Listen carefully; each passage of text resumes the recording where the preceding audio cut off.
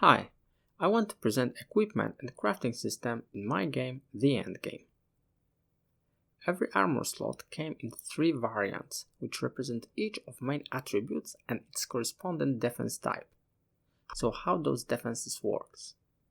Armor will reduce any damage dealt to your character by flat amount. So for example, if you get hit by 70 damage and you will have 50 armor, you will lose 20 health. And it works the same for every damage type. So it's effective when you receive frequent but weaker hits, but less effective against huge hits.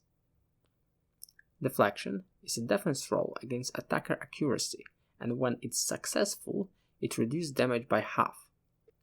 So if you get hit by 100 damage, and deflection will be successful, you lose only 50 health.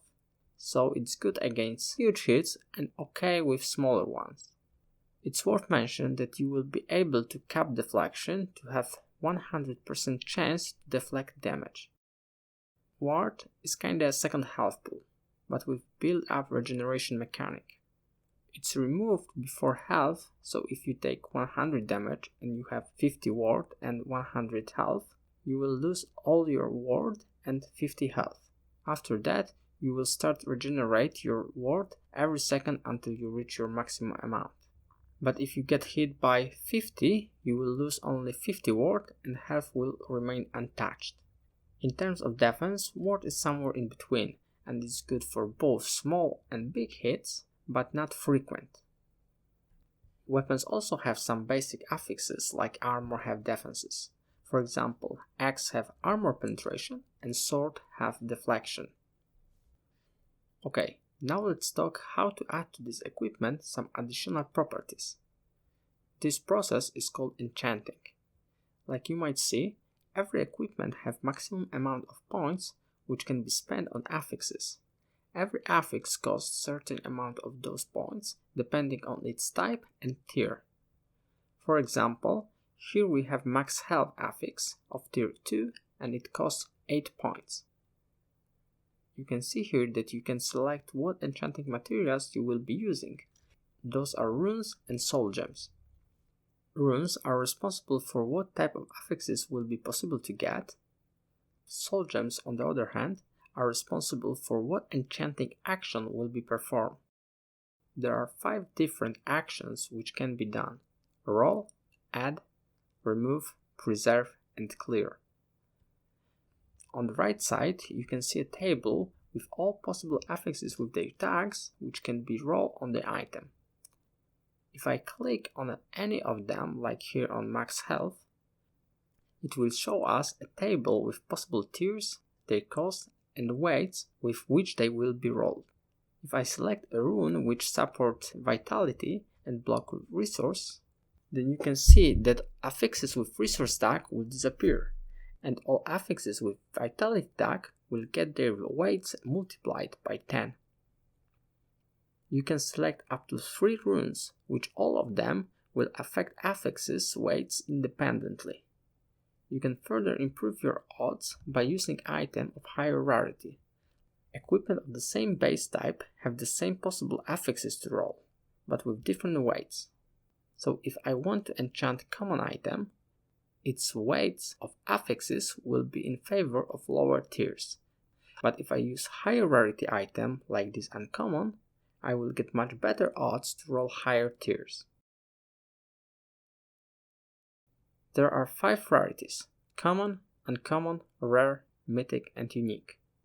But the last one, unique, are for non-craftable items with already established affixes, but I will talk more about unique some other time.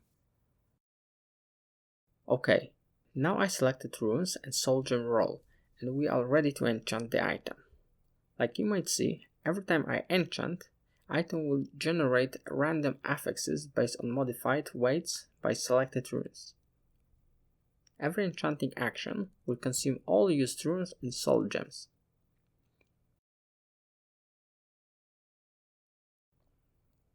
Another type of action is add. It does exactly what it says. It adds 1 affix depending on selected runes. So here, for example, I selected rune which promote affixes with fortitude tag and block those with will tag. So I have only two options to roll. When I now enchant an item, one of those two affixes will be added to the item. If I would like to remove one affix, I can do this by using remove soul gem and the rune of type of affix I want to remove. Like always, table on the right side will show you what possible affixes can be affected by selected runes and soul gems. Here I want to remove max injuries, which have vitality and status tags. If I use vitality rune, I could remove also one of other vitality affixes, which I don't want to do. So I'm better use status rune. But now I can also remove fortitude affix. So I will add another rune which promote will and block fortitude tags. This way, the only possible affix which can be removed is max injuries. Next soul gem type is preserve. Preserve will choose two affixes which will become saved on the item, and they will stay on it even if you will use roll or remove soul gem on it. One of those affixes will be preserved and other will be broken. Both affixes will contribute to overall item affixes cost, but preserve affix will work normally, where broken will not. Of course, you can use runes to target specific type of affix which you want to preserve. Here I want to preserve ward regeneration. You see it change color to blue and other affix become red.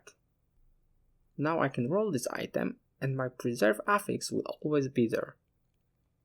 Preserve soul gem was designed especially for help to craft low rarity items. When you find one of them with higher tier affix you want, but with rest of them not important to you, you can then preserve the one you want and just roll item couple of times in hope you will get better affixes without using more rare soul gems like add or remove. The last type of soul gem is clear.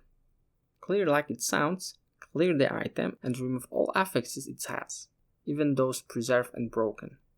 This is the only way to remove preserved affixes. That will be all. Thank you for watching, and for more information about my game, I recommend you to see my other videos presenting main game mechanics and overall design philosophy. I'm planning to upload more of them in the near future. I'm also inviting you to join my Discord channel. You can find the invite link in this video description.